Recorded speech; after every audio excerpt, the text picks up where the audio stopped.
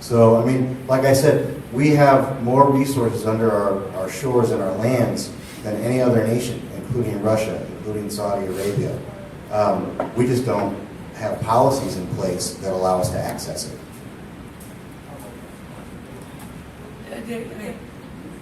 Yeah, I just have a question for all of you. I guess, what scholastic credibility do any of you have, just coming from a place of having, being in college for a really long time and taking a bunch of environmental studies courses and knowing that, climate change is real, and a big part of climate change is, the United States is,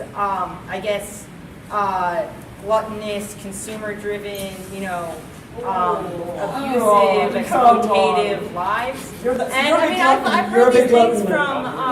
and this is what you're being taught. This is called brainwashing, by the way. But anyway, you're being brainwashed. My sorry, who's disproved global warming? I just want to know who's disproved global warming. Because not the 98% of climate scientists I've heard talk about it. Okay, hang on. Let me answer. Can I answer that one? Okay, you're in college, so I'd say logic will work beautifully with you. If we say that 98%, no, please, sweetie, because actually, this point I really love doing. So let's I can't take anything you said seriously, because you said that washing machines were more liberating than the birth control pill. You don't know anything. You are the least credible human being I've ever encountered. In Africa. I know that this is absurd. I just can't help it. I'm sorry, but you're a goddamn idiot. A goddamn idiot. You are, and you're lying through your teeth. Is this what you always say? And how does it feel? What am I lying about? Feels good to tell the truth. What am I lying about? I've been to Africa. What am I lying about? You've been to Africa? I haven't been to Africa, but that doesn't mean that I don't know but that the infant mortality rate in neighborhoods in Philadelphia are just as bad as in Africa, all right? Say again? The infant mortality rate in black and brown communities, like in North Philadelphia, is just as high as in many places. Okay, that is factually inaccurate. But can I just do one point, because I think it's worthwhile.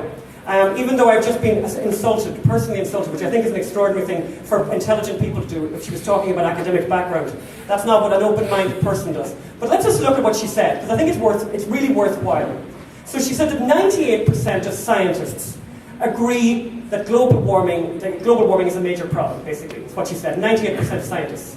Everyone in this room is going to college, so you're going to like the logic of this. If you say 98% of something, there must be 100%. So somewhere there must be a list. There must be a list of all the scientists that exist. My first challenge to this lady is to give me the list of every scientist that exists in the world. Because if they do, that's how you can use the word 98%. If there isn't a definitive list, there is no such thing as 98%. Number one, logic. Number two, science does not proceed by consensus. Science is not democratic. At one time in history, it was the consensus that the Earth was flat. Everyone believed in that. Everyone agreed on that. One man said that that was not true. One person is true. The idea, anyone who says to you, the majority agree with it, so it's true, is not a scientist. I don't know what they are, but they're not a scientist. The laws of gravity do not get agreed by a consensus, by a vote, via democracy. Science is not democratic. Science is about truth. One person can be correct. The person who quotes 98% of science is somebody who already knows they're losing. So they are using illogic. 98% of all scientists, unless you have an index of all scientists. Richard Lindzen, chair of atmospheric sciences at MIT, says we need to not worry about this. He was on the IPC. He resigned because of the fact that it was so unscientific. The list of scientists that I think is running to about 1,000 that I've seen a list of, who dissent with the other opinion.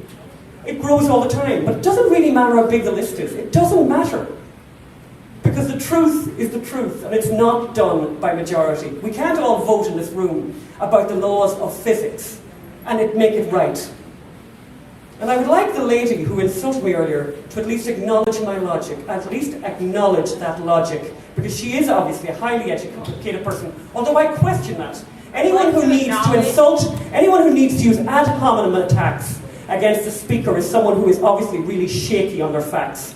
Hit me with facts, girl. I'll hit you But with I mean, facts. when you have to go down to the personal attacks, Got 'em right you're there. obviously really losing it. Got 'em right You're going to give me the list then of the 100%. So you have a list of No. every scientist that ever lived. It's not a list. The book isn't really that big.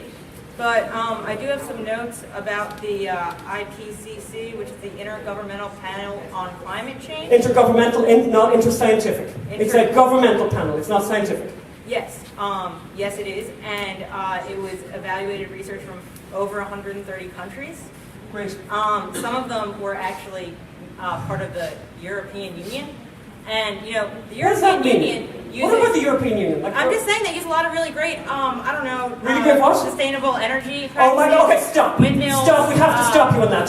In Spain, do you know what the unemployment rate in Spain is? Where they have this wonderful, which was a poster child for renewable energy, Spain.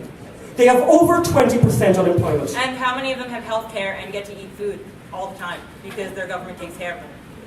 Just curious. Yeah. Enlighten me. Well, I can tell you one thing. You're about the only person in the world who thinks that the European experiment is a success. except for the They have no money. They're being bailed out by everyone. The whole thing is falling to pieces.